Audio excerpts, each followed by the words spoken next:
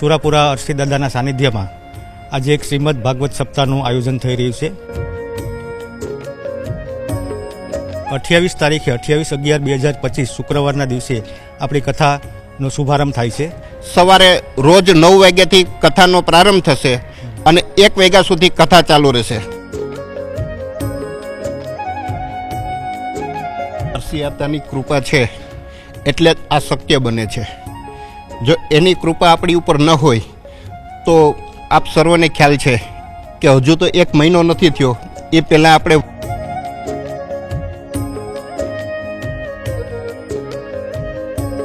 આજ પૂછું તને પાડિયા રે મારા દલડા કેરી વાત, પાદરમાં તું કેમ ખોડાણો, સિંદૂરથી તું કેમ રંગાણો। વક્તા ડૉક્ટર મહાદેવ પ્રસાદ છે। બધા આયોજકો ખૂબ સારી રીતે મહેનત કરી રહ્યા છે। આ ગામની અંદર દીકરીની જ્યારે જાન આવતી હોય ને ત્યારે અમારા ગામની અંદરથી ઘરથી એક વ્યક્તિ એ જાનમાં હાજર હોય અને દીકરીની જાન પરણી લીધા પછી સમૂહ સાથે ભોજન કરે છે, ત્યાં સુધી ગામની વ્યવસ્થામાં રહે છે। ધર્મ ધુરાંધરની આ ધરતી પાઉં કદી ન પાછા ધરતી, અહીં તો માતા પણ સંગ્રામે ચડતી, એના બેટા ન હોય કોઈ દી કાયર। મિત્રો, અવારનવાર એવા કાર્યક્રમો થતા હોય, એવા સાંસ્કૃતિક કાર્યક્રમો, એ વીરગતિને પામેલા અનેક મહાપુરુષોની ચેતના સ્વરૂપે અનેક કાર્યક્રમો થતા હોય, એ કાર્યક્રમો થકી અનેક ઐતિહાસિક માહિતીઓ આપના સુધી પહોંચાડવાનો પ્રયત્ન કરતા હોય છે। અને મિત્રો, ગીર સોમનાથનું વેરાવળ ત્યાં એક કિંદરવા ગામે અરસી આતા કહે છે, આમ તો અરસી દાદા તરીકે આ વિસ્તારના લોકો જેમને ઓળખે છે, તેમની ચેતના આજે પણ જીવન છે। કિંદરવા મુકામે એમના અડીખમ પાળિયા ઇતિહાસની સાક્ષી પૂરે છે। 28 નવેમ્બરથી 4 ડિસેમ્બર સુધીનો સમગ્ર કાર્યક્રમ છે। વક્તા છે શ્રી મહાદેવ પ્રસાદ મહેતા અને દરરોજ સાંજે સાંસ્કૃતિક કાર્યક્રમો રાખેલ છે। અને આ કાર્યક્રમમાં મિત્રો 18 વર્ણને એક ભાવભર્યું આમંત્રણ છે। તમામ સ્વયંસેવકો છે કે અહીંયા સંભાળે છે, તેમની સાથે વાતચીત કરીએ, સમગ્ર કાર્યક્રમ કઈ રીતે આયોજન થઈ રહ્યું છે તે રીતે વાતો કરીએ। તમારાથી શરૂઆત કરીએ, તમારું થોડું નામ દેજો અને કાર્યક્રમની બેઝિક માહિતી, ક્યાંથી ક્યાં સુધીનો કાર્યક્રમ, કઈ વ્યવસ્થા છે?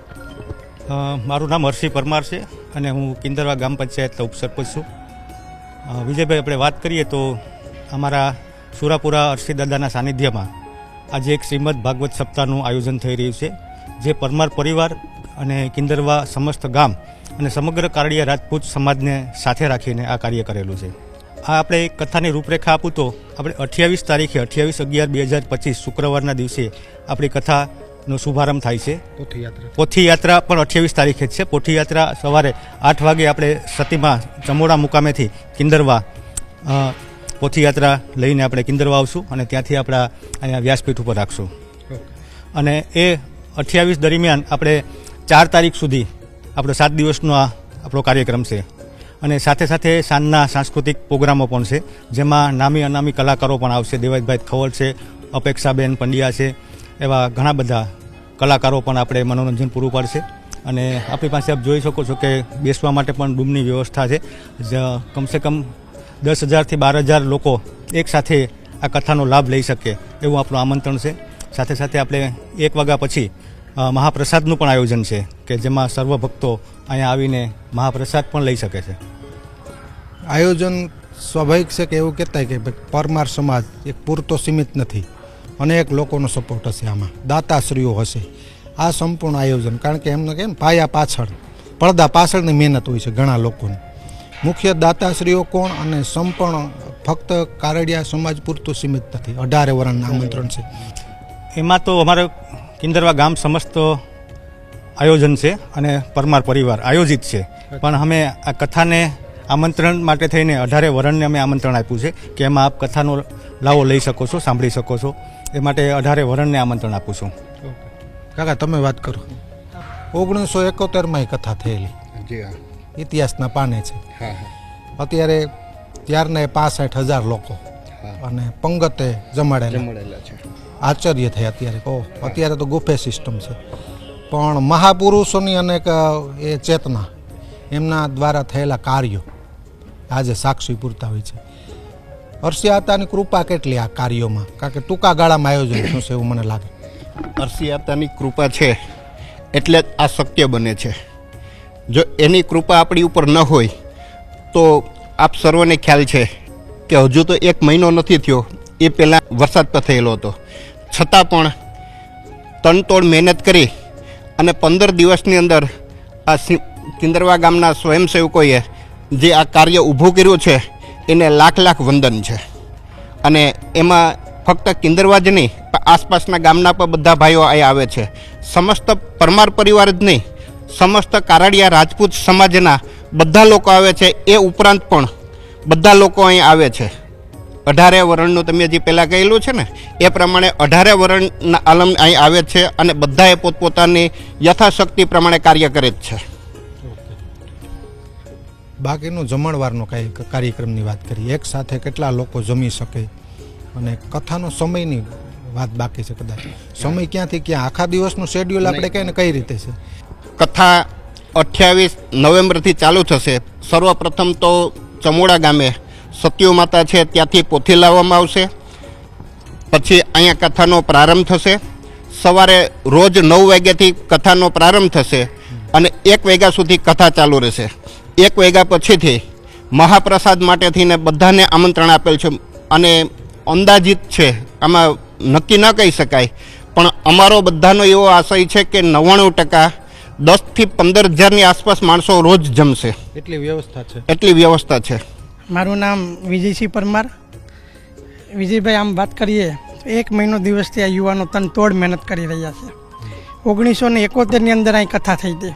અહીં ઊભો મોલ હતો વિજયભાઈ ગામની અંદર, એમાં ગાડા આંકી દીધા હતા. એ આ લોકો છે. આ લોકોમાં કોઈ ખુમારીમાં ઘટતું નથી.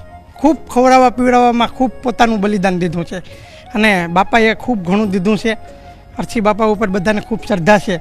અહીં તમે જોઈ શકો 28 તારીખથી કથા શરૂઆત થવાની છે અને 4 તારીખ સુધી અહીં હાલ છે. કાયમી રોજ રાત્રે સંતવાણીનો પ્રોગ્રામ છે. યુવાનોની તનતોડ મહેનત છે. ખંભે ખંભો મિલાવીને બધા યુવાનો ભાઈચારાની રીતે આ ગામની અંદર. વિજયભાઈ, તમને એક વાત કરું, નહીં, સમસ્ત કારડિયા રાજપૂત સમાજ, પરમાર પરિવાર, સમગ્ર કારડિયા રાજપૂત સમાજની વાત કરું, ખંભે ખંભો મિલાવીને કામ કરી રહ્યા છે. આ ગામની ખાસિયતની વિજયભાઈ તમને એક વાત કરું તો આ તો મોટો પ્રસંગ છે અને બધાનો 4 ચકાર પૂરો છે, પણ આ ગામની અંદર દીકરીની જ્યારે જાન આવતી હોય ને ત્યારે અમારા ગામની અંદરથી ઘર દીઠ એક વ્યક્તિ એ જાનમાં હાજર હોય અને દીકરીની જાન પરણી લીધા પછી સમૂહ સાથે ભોજન કરે છે. ત્યાં સુધી ગામની વ્યવસ્થામાં રહી છે. આ ગામ એકતાને વરેલું છે. બાપાએ ખૂબ બધાને દીધું છે, શક્તિ ખૂબ આપી છે. કોઈ રાજકીય બિન રાજકીય નહીં, પોતપોતાની રીતે બધા કરવાવાળા વ્યક્તિઓ છે અને યથાશક્તિથી જે બન્યું યોગદાન ખૂબ સારી રીતે બધાએ દીધું છે. અને આ કથા સમસ્ત કારડિયા રાજપૂત સમાજ, પરમાર પરિવાર અને કિંદરવા ગામ આયોજિત ખૂબ સારી રીતે 18 આલમમાં આમંત્રણ મળી ગયું છે. બરાબર. પરમ દિવસે પોથી યાત્રા છે, સમોડાથી સતીમાના મંદિરથી અહીં લઈ આવવાની છે. વક્તા ડૉક્ટર મહાદેવ પ્રસાદ છે.